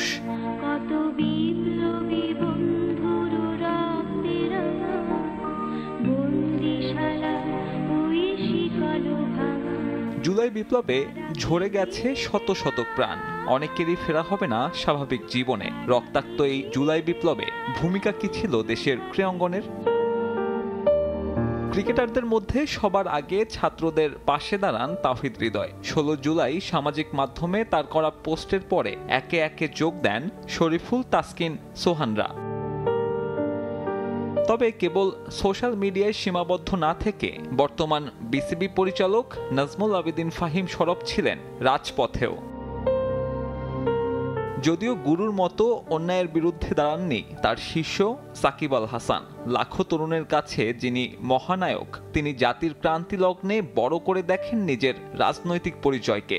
ঢাকা সহ গোটা দেশ যখন রক্তাক্ত, তখন পরিবার নিয়ে বিদেশ বিভুঁয়ে আয়েশি জীবনে মেতেছিলেন সাবেক টাইগার অধিনায়ক। সাকিবের মতো নিজের স্বার্থ দেখেছেন পঞ্চপাণ্ডবের বাকি 4 সদস্য। মুশফিক, রিয়াদ কিংবা তামিমের প্রতিবাদ ছিল কেবলই নামমাত্র। আওয়ামী লীগের আরেক নেতা মাশরাফিও ছিলেন নীরব দর্শক হয়ে। আইকন ক্রিকেটারদের এমন নীরবতায় ক্ষোভ বাড়ে সমর্থকদের মাঝে। ফ্র্যাঞ্চাইজি ক্রিকেটে ব্যস্ত থাকা সাকিব প্রবাসীদের রোশানলে পড়েন কানাডাতে। হাসিনা সরকারের পতনের পর মাশরাফির ওপরও ক্ষোভ প্রকাশ করেন নড়াইলবাসী। গণহত্যার প্রতিবাদ করেন ক্রীড়াঙ্গনের গণমাধ্যম কর্মীরা। ৩ আগস্ট মিরপুর স্টেডিয়ামের সামনে মানববন্ধনে যোগ দেন প্রথিতযশা সাংবাদিকরা। বিপ্লবে রাঙানো জুলাইয়ের পরে আগস্টে বড় বদল এসেছে দেশের ক্রীড়াঙ্গনে। রাজনৈতিক প্রভাব বিস্তার করে বিসিবি আগলে রাখা পাপন গং আত্মগোপনে। অন্তর্বর্তীকালীন সরকারের যুব ও ক্রীড়া উপদেষ্টার দায়িত্ব নিয়ে সংস্কার কাজ শুরু করেছেন আসিফ মাহমুদ সজীব ভুঁইয়া। বদল এসেছে ফেডারেশনগুলোতেও। এতদিন ক্ষমতার সামনে মুখ বন্ধ করে রাখা সংগঠকরা নতুন করে প্রতিবাদের ভাষা শিখেছে জুলাই বিপ্লবের পরে। প্রতিবাদ তীব্র হচ্ছে দেশের ফুটবল অঙ্গনেও। কাজী সালাউদ্দিনের হাত থেকে পরিত্রাণ চায় দেশের ফুটবল প্রেমীরা। এরই মধ্যে দায়িত্ব ছেড়ে পালিয়েছেন তার সহযোগী সালাম মুর্শিদি। বৈষম্যের বিরুদ্ধে ছাত্র জনতার লড়াইয়ে হাতছাড়া হয়েছে মর্যাদার এক ইভেন্ট। ঘরের মাঠে নারী টি-20 বিশ্বকাপ আয়োজনের সুযোগ হারায় বাংলাদেশ। যদিও শত শত প্রাণের বিনিময়ে পাওয়া যে মুক্তি, তার তুলনায় একেবারেই তুচ্ছ এমন ক্ষতি। দেশের ক্রীড়াঙ্গন নিয়ে নতুন করে আরও বড় স্বপ্ন দেখছে কোটি কোটি বাংলাদেশি। সাব্বির মিথুন, সময় সংবাদ। দেশের ক্রীড়া অঙ্গনে পরিবর্তনের হাওয়া লাগলেও বহাল তবিয়তে দায়িত্বে আছেন বাংলাদেশ অলিম্পিক অ্যাসোসিয়েশনের মহাসচিব সৈয়দ শাহেদ রেজা। উল্লেখযোগ্য কোনো সফলতা না থাকলেও দীর্ঘ 11 বছর ধরে বিওএর মহাসচিবের চেয়ার দখল করে আছেন তিনি। এবার উঠেছে তার পদত্যাগের দাবি। আন্তর্জাতিক অলিম্পিক কমিটির নিয়ম মেনে স্বেচ্ছায় শাহেদ রেজা পদত্যাগ করা উচিত বলে মনে করেন জাতীয় ক্রীড়া পুরস্কারপ্রাপ্ত ক্রীড়াবিদ ও সংগঠক কামরুন নাহার রানা।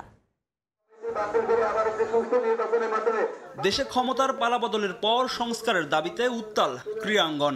রাজনৈতিক প্রভাবে যারা দীর্ঘদিন কুক্ষিগত করে রেখেছিল বিভিন্ন ফেডারেশনের শীর্ষ পদগুলো, একে একে বিদায় নিচ্ছেন সবাই। তবে সেখানেই ব্যতিক্রম বাংলাদেশ অলিম্পিক অ্যাসোসিয়েশনের মহাসচিব সৈয়দ শাহেদ রেজা। বহাল তবিয়তে এখনও বিওএর মহাসচিবের দায়িত্বে আছেন তিনি। সাবেক প্রধানমন্ত্রী শেখ হাসিনার ভাই শেখ কামালের বন্ধু ও শেখ পরিবারের ঘনিষ্ঠ হওয়ার সুবাদে 2013 সালে প্রথমবারের মতো বাংলাদেশ অলিম্পিক অ্যাসোসিয়েশনের মহাসচিবের পদে বসেন শাহেদ রেজা। এরপর বিওতে তৈরি করেন নিজস্ব সিন্ডিকেট, যার ফলে মহাসচিব পদে বিনা প্রতিদ্বন্দ্বিতায় নির্বাচিত হন দুবার। অর্জনের মাপকাঠিতে মহাসচিব হিসেবে সফল বলা যাবে না শাহেদ রেজাকে। দীর্ঘ 11 বছর ধরে ক্ষমতায় থাকার পরও তার অধীনে আসেনি কোনো সফলতা। বরং অলিম্পিক, কমনওয়েলথ গেমস সহ বিভিন্ন ইভেন্টে অ্যাথলিটদের ব্যানারে ফেডারেশন কর্মকর্তাদের বিদেশ ভ্রমণে সমালোচিত হয়েছে তার কমিটি। জাতীয় ও আন্তর্জাতিক বিভিন্ন ইভেন্টে নির্দিষ্ট কিছু ফেডারেশনকে বিশেষ সুবিধা দেওয়ার অভিযোগও আছে তার বিরুদ্ধে। দেশ সংস্কারের সময়ে দেশের এই শীর্ষ ক্রীড়া সংস্থায় পরিবর্তন দেখতে চান সংগঠকরা। আমি যখনই ভাববো যে আমার এখানে কোনো প্রতিদ্বন্দ্বী নাই, কেউ দাঁড়াতে আসবে না, উপর লেভেলে অর্ডারে হোক বা কোনো কিছুতে হোক সাহসী পাবে না কেউ দাঁড়াতে, এটা কিন্তু খুব ভালো কথা না।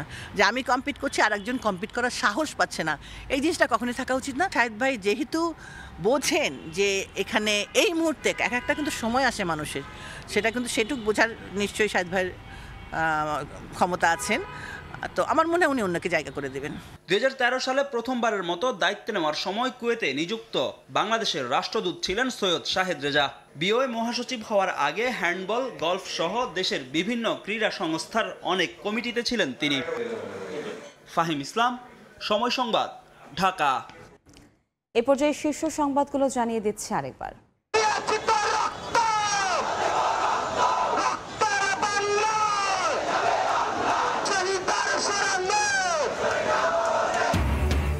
গণ অভ্যুত্থানের মাসপূর্তিতে রাজপথে ছাত্র জনতার ঢল। রাজধানী সহ সারা দেশে বৈষম্য বিরোধী আন্দোলনের শহীদ মার্চ, ক্ষমতার অপব্যবহারকারীদের রুখে দেওয়ার ঘোষণা। বিচার না হওয়া পর্যন্ত ফ্যাসিবাদী দল কোনো কার্যক্রম চালানোর সুযোগ পাবে না, উপদেষ্টা পরিষদের বৈঠকের সিদ্ধান্ত। জুলাই অভ্যুত্থানের স্মৃতি জাদুঘর হবে গণভবন। নতুন শিক্ষাবর্ষে 3 মাস বাকি থাকলেও চূড়ান্ত হয়নি পাঠ্য বইয়ের পাণ্ডুলিপি। জানুয়ারিতে সব শিক্ষার্থীকে বই দেয়া নিয়ে শঙ্কা, মার্চের আগে শেষ হবে না ছাপানোর কাজ। এবং সফলতা ছাড়াই 11 বছর ধরে অলিম্পিক অ্যাসোসিয়েশনের মহাসচিবের চেয়ার দখলে রেখেছেন শাহিদ রেজা। ক্রীড়াঙ্গনকে বাঁচাতে পদত্যাগের দাবি ক্রীড়াবিদ ও সংগঠকের।